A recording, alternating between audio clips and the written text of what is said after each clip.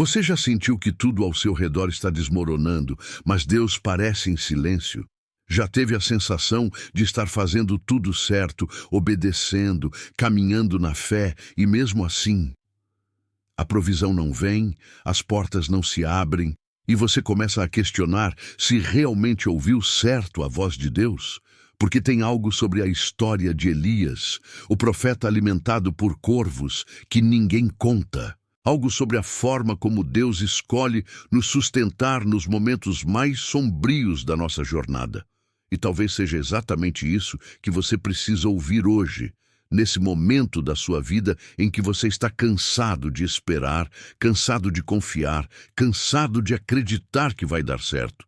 Fica comigo até o final, porque o que vou te mostrar hoje não é apenas uma história antiga, é um princípio vivo, um padrão que Deus usa para fortalecer a fé daqueles que Ele está preparando para algo maior. E se você está passando por um tempo de escassez, de portas fechadas, de provisão estranha ou inesperada, não é acidente. Pode ser que você esteja exatamente onde Elias esteve. E antes que você pense que isso é só mais um vídeo motivacional, deixa eu te dizer, não é. Isso aqui é sobre entender a lógica de Deus quando Ele te coloca num deserto e te alimenta de um jeito que ninguém esperaria. Se isso fizer sentido no teu coração, se inscreve no canal, porque aqui a gente não fala só de fé, a gente fala de fé testada, fé que anda no escuro, fé que aprende a confiar quando não faz sentido. Então vamos lá. A história de Elias começa num momento de crise nacional. Israel estava debaixo do governo de Acabe, um rei que tinha se casado com Jezabel, uma mulher que trouxe para dentro da nação a adoração a Baal, um deus falso, um ídolo morto. E o povo de Deus, aos poucos, foi se curvando. Foi trocando o Deus vivo por promessas vazias. Foi correndo atrás de prosperidade sem Deus, de poder sem santidade, de colheita sem semente certa. E Deus levantou Elias. Um homem simples, um profeta que não tinha currículo, não tinha plataforma, não tinha conexões políticas, mas tinha algo que poucos tinham naquele tempo, ousadia de falar a verdade. Elias chega diante do rei Acabe e declara algo que vai mudar tudo. Ele diz: "Tão certo como vive o Senhor, Deus de Israel, perante cuja face estou, nem orvalho nem chuva haverá nestes anos, segundo a minha palavra." Isso está em 1 Reis, capítulo 17, versículo 1. Elias anuncia uma seca. 3 anos e meio sem chuva, sem colheita, sem provisão natural, sem água. E aquilo não era só uma palavra profética, era um confronto direto com Baal, que era justamente o Deus da fertilidade, das chuvas, das colheitas. Elias estava dizendo: "O teu Deus é mentira. O Deus de Israel é quem controla os céus." Mas aqui vem o detalhe que a gente sempre pula. Logo depois de anunciar o juízo, Deus fala com Elias. E o que Deus manda? "Retira-te daqui. Vai para o Oriente e esconde-te junto ao ribeiro de Querite, que está diante do Jordão. Beberás do ribeiro, e ordenei aos corvos que ali mesmo te sustentem." Espera um pouco. Elias acabou de declarar uma palavra poderosa, de confrontar um rei corrupto, de erguer a voz de Deus numa nação inteira. E agora? Agora Deus manda ele se esconder, manda ele sumir, manda ele ir para um lugar isolado, longe de tudo e de todos.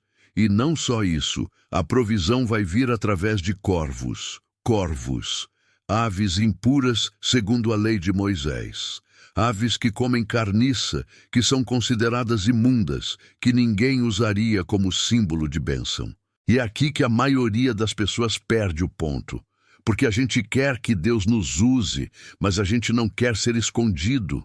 A gente quer que Deus nos exalte, mas a gente não quer depender de provisão estranha. A gente quer milagre, mas a gente quer que o milagre seja bonito, seja explicável, seja digno de post nas redes sociais. Mas Deus não trabalha assim. Deus não está preocupado com a sua imagem. Ele está preocupado com a sua fé. Ele não está te preparando para ser aplaudido. Ele está te preparando para ser sustentado por Ele, mesmo quando ninguém mais acredita em você. Pensa nisso.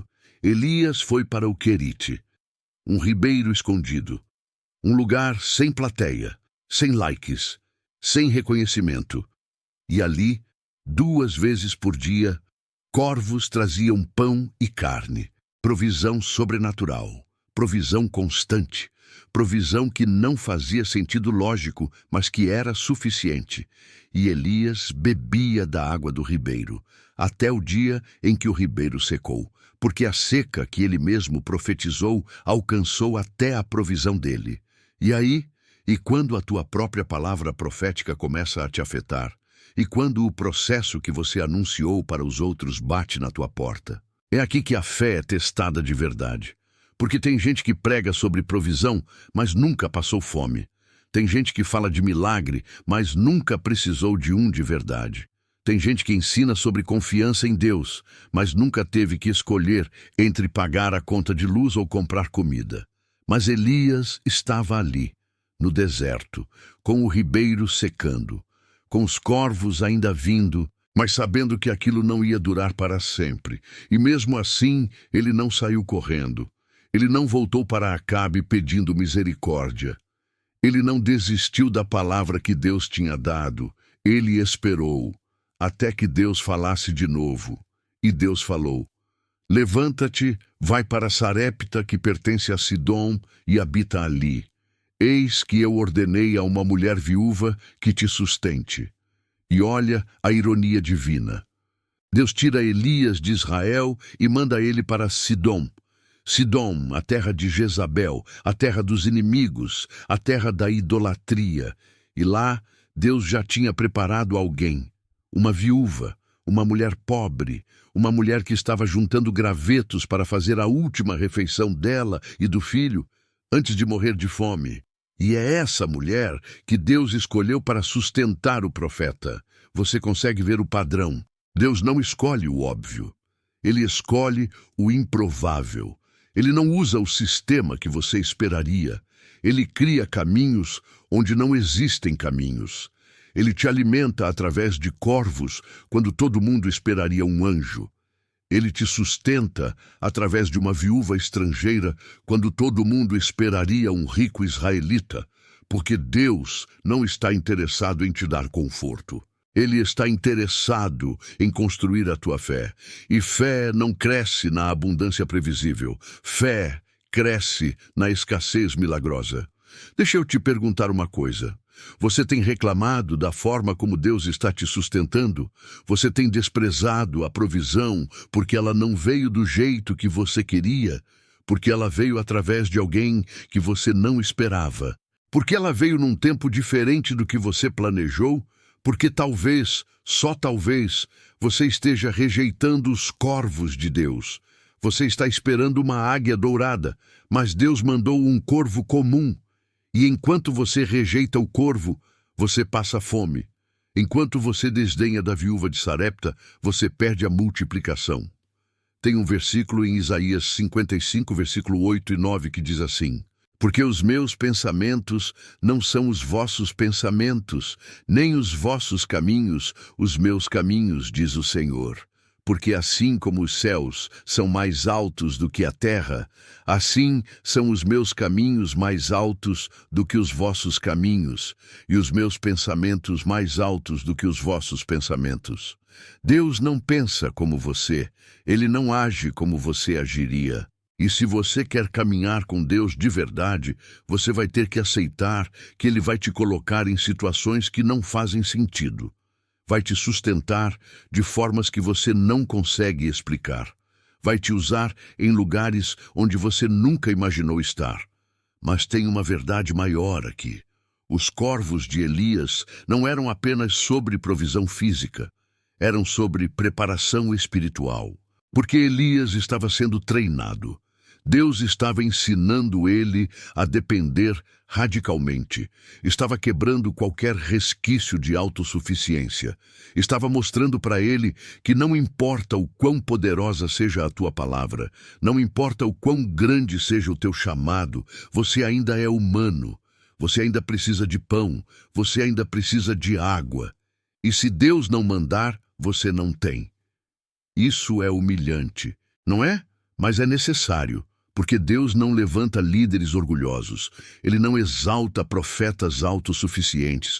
Ele não promove pessoas que acham que conseguem sozinhas. Ele quebra, ele esconde, ele isola, para depois revelar, para depois levantar, para depois usar. E quando ele te levanta, você sobe diferente. Você sobe sabendo de onde veio. Você sobe lembrando dos corvos. Você sobe agradecendo pela viúva. E olha, não é fácil, porque enquanto Elias estava no Querite, escondido, dependendo de corvos, a nação inteira estava em crise. O povo estava sofrendo, a seca estava matando, e com certeza teve gente dizendo: cadê o profeta agora? Cadê aquele que falou tão alto? Cadê Elias? Porque quando Deus te esconde, as pessoas interpretam como abandono. Quando Deus te isola, as pessoas acham que você caiu. Quando Deus te tira do palco, as pessoas assumem que você falhou. Mas não é sobre você ter falhado. É sobre você estar sendo preparado. É sobre você estar aprendendo a ouvir a voz de Deus sem a pressão da multidão. É sobre você estar construindo intimidade com Deus num lugar onde ninguém te vê. Porque o que Deus faz em secreto, Ele revela em público. O que Ele constrói no escondido, Ele manifesta na luz. Mas se você sair do esconderijo antes da hora, você vai perder a força. Você vai perder a unção. Você vai perder a autoridade que só vem de ter passado pelo Querite. Tem uma frase que Jesus disse em Mateus 6, versículo 6, que fala sobre oração, mas que se aplica aqui também. Ele disse: mas tu, quando orares, entra no teu aposento e, fechando a tua porta, ora a teu pai que está em secreto, e teu pai que vê em secreto te recompensará publicamente. O princípio é o mesmo. O que você faz no secreto, Deus recompensa em público, mas você tem que estar disposto a ficar no secreto. Você tem que estar disposto a ser alimentado por corvos. Você tem que estar disposto a beber de um ribeiro que ninguém conhece. E aqui está o detalhe que eu não posso deixar passar. Os corvos obedeceram a Deus. Aves impuras, aves que não tinham compromisso com o Deus de Israel, aves que viviam de instinto, obedeceram à ordem divina. 2 vezes por dia, eles traziam provisão, e isso te ensina algo profundo. Deus pode usar qualquer coisa para te sustentar. Ele pode usar o improvável, o estranho, o que você jamais escolheria. Ele pode abrir uma porta onde não havia porta. Ele pode tocar o coração de alguém que nem te conhece. Ele pode fazer com que o recurso venha de um lugar que você nunca imaginou. Mas você precisa estar disposto a receber. Você precisa largar o orgulho que diz: eu só aceito ajuda de gente importante. Você precisa largar a vergonha que diz: eu não posso depender de ninguém. Você precisa largar o controle que diz: eu só confio no que eu consigo planejar. Porque se você só aceita a provisão que faz sentido, você vai rejeitar o milagre que Deus preparou. Agora, deixa eu te mostrar outra camada. Quando o ribeiro secou, Deus não deixou Elias morrer de sede. Ele já tinha o próximo passo preparado, a viúva de Sarepta. E quando Elias chega lá, ele encontra uma mulher à beira da morte. Ela estava juntando lenha para fazer o último pão.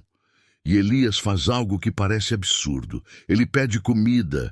Ele, o profeta de Deus, pede para uma viúva pobre que está prestes a morrer de fome, que ela faça um bolo para ele primeiro, e depois para ela e para o filho dela. Imagina a cena. Você está no teu limite. Você não tem mais nada. E alguém chega e te pede o pouco que você tem. A reação natural seria: você está louco? Eu mal tenho para mim. Mas a viúva fez algo que mudou o destino dela. Ela obedeceu. Ela pegou aquele punhado de farinha, aquele resto de azeite e fez o bolo para o profeta primeiro. E o que aconteceu? A farinha não acabou. O azeite não secou. Durante toda a seca, durante toda a crise, aquela casa teve provisão. Porque ela deu primeiro, porque ela confiou primeiro, porque ela honrou o homem de Deus primeiro. E isso te ensina outro princípio. Tem momentos em que Deus não vai te dar mais, até você dar o que você tem. Tem momentos em que a multiplicação só vem depois da oferta. Tem momentos em que você precisa semear na escassez para colher na abundância. E eu sei que isso é difícil. Eu sei que parece injusto. Mas não é sobre Deus ser injusto. É sobre Deus te ensinar que Ele é a fonte, não o teu salário, não a tua conta bancária, não o teu emprego. Ele. E quando você solta o pouco que tem, confiando que Ele vai suprir, você quebra o poder da escassez sobre a tua vida. Paulo fala sobre isso em 2 Coríntios 9, versículo 8. E Deus é poderoso para fazer abundar em vós toda a graça, a fim de que, tendo sempre, em tudo, toda a suficiência, abundeis em toda a boa obra. Deus não é avarento, Ele não quer te ver passar necessidade, mas Ele quer que você aprenda a confiar. Ele quer que você entenda que Ele é capaz de multiplicar. Ele quer que você saia da mentalidade de escassez e entre na mentalidade de fé. E olha, eu preciso ser honesto com você. Tem gente que usa esse ensinamento de forma errada. Tem gente que transforma isso em manipulação, em barganha, em dar para Deus que Ele te devolve em dobro. E isso é perigoso, porque fé não é negócio. Fé não é investimento garantido. Fé é confiança, é entrega. É dizer, Deus, eu não sei como tu vais fazer, mas eu confio que tu vais fazer. E às vezes a provisão não vem do jeito que você quer. Às vezes vem através de corvos. Às vezes vem através de uma viúva. Às vezes vem no último segundo, quando você já estava quase desistindo. Mas vem, sempre vem, porque Deus não abandona quem Ele chamou. Ele não esquece de quem Ele escondeu. Ele não desampara quem Ele está preparando. E se você está passando por um tempo de querite, se você está bebendo de um ribeiro que está secando, se você está sendo alimentado de uma forma que ninguém entende, não desiste, não sai correndo, não abandona o processo, porque o que Deus está fazendo em você agora vai se manifestar depois. E quando se manifestar, vai ser tão grande, tão poderoso, tão evidente, que ninguém vai poder negar que foi Deus. Elias saiu do Querite. Ele foi para Sarepta. Ele multiplicou o pão da viúva. Ele ressuscitou o filho dela quando ele morreu. E depois, no tempo certo, Deus mandou ele de volta para Israel, de volta para confrontar Acabe, de volta para subir no Monte Carmelo, de volta para desafiar os 450 profetas de Baal. E ali, diante de toda a nação, Elias orou. E fogo desceu do céu, e o povo se curvou, e a chuva voltou, e Deus foi glorificado.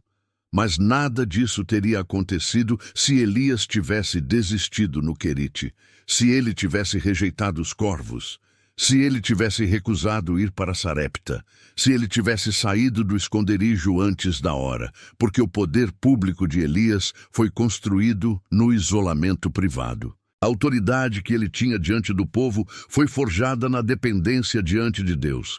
E é assim que funciona. Sempre foi. Sempre será. Então deixa eu te perguntar de novo. Onde você está agora? Você está no Querite, esperando, confiando, sendo alimentado de forma estranha, mas suficiente? Você está em Sarepta, aprendendo a dar o que você mal tem, confiando que Deus vai multiplicar? Ou você está fugindo do processo, rejeitando os corvos, reclamando da provisão, querendo voltar para o Egito porque pelo menos lá tinha alho e cebola? Porque se você está fugindo, você está perdendo. Você está adiando o teu Carmelo, você está atrasando o teu milagre, você está desperdiçando o tempo de preparação que Deus te deu. Mas se você está firme, se você está confiando, Se você está aceitando a provisão, mesmo que ela venha de corvos, eu quero te dizer, continua, não para, não desiste, porque o teu momento está chegando. O teu ribeiro pode estar secando, mas Deus já preparou a próxima fonte. A tua farinha pode estar acabando, mas Deus já ordenou a multiplicação. O teu deserto pode parecer eterno, mas Deus já marcou a data da chuva. E quando a chuva vier, quando o fogo descer, quando o milagre acontecer, você vai olhar para trás e agradecer. Você vai agradecer pelos corvos, você vai agradecer pela viúva, você vai agradecer pelo querite, porque foi ali que você aprendeu a depender, foi ali que você construiu intimidade. Foi ali que você descobriu que Deus é fiel, mesmo quando ninguém mais acredita. Tem uma promessa em Filipenses 4, versículo 19, que eu quero deixar contigo. Paulo diz: o meu Deus suprirá todas as vossas necessidades, segundo as suas riquezas, na glória em Cristo Jesus. Todas, não algumas, não as fáceis, todas, e ele supre conforme as riquezas dele, não conforme a pobreza tua. Ele supre conforme a glória, não conforme a crise. Ele supre porque ele é Deus, não porque você merece. Então para de tentar merecer, para de tentar ganhar a provisão, para de tentar controlar como ela vem. Aceita os corvos, honra a viúva, bebe do ribeiro e confia que o Deus que sustentou Elias vai sustentar você também, porque ele não mudou, ele não falha, ele não esquece. E se ele te chamou, ele vai te sustentar. Não do jeito que você quer, mas do jeito que você precisa. E no tempo certo, ele vai te levantar. Não para você ser visto, mas para ele ser glorificado. Escuta isso com atenção. Se você está nesse momento agora, se você reconhece que está no teu querite, no teu deserto, dependendo de provisão estranha, eu quero que você faça algo. Comenta aqui embaixo. Eu confio na provisão de Deus. Não é mágica. Não é fórmula, mas é declaração, é fé. É dizer em voz alta que você não vai desistir, que você não vai rejeitar os corvos, que você vai confiar, mesmo quando não faz sentido. E se esse vídeo tocou em você, compartilha com alguém que precisa ouvir, porque tem gente passando fome espiritual, tem gente no deserto, tem gente prestes a desistir, e talvez essa palavra seja o pão que Deus quer usar para sustentar essa pessoa hoje. Então compartilha, não por mim, mas por quem precisa. E antes de terminar, deixa eu orar por você. Pai, eu trago diante de Ti cada pessoa que está assistindo esse vídeo agora. Cada um que está no deserto. Cada um que está esperando. Cada um que está sendo sustentado de forma estranha, mas que está confiando em Ti. Senhor, fortalece a fé dessas pessoas, renova a esperança, multiplica a provisão, e que assim como Tu sustentaste Elias, Tu sustentas cada filho Teu que está clamando por pão hoje. Em nome de Jesus, amém. Que a paz de Deus, que excede todo entendimento, guarde o teu coração e a tua mente em Cristo Jesus. E que os corvos de Deus te alimentem até que chegue o tempo da chuva.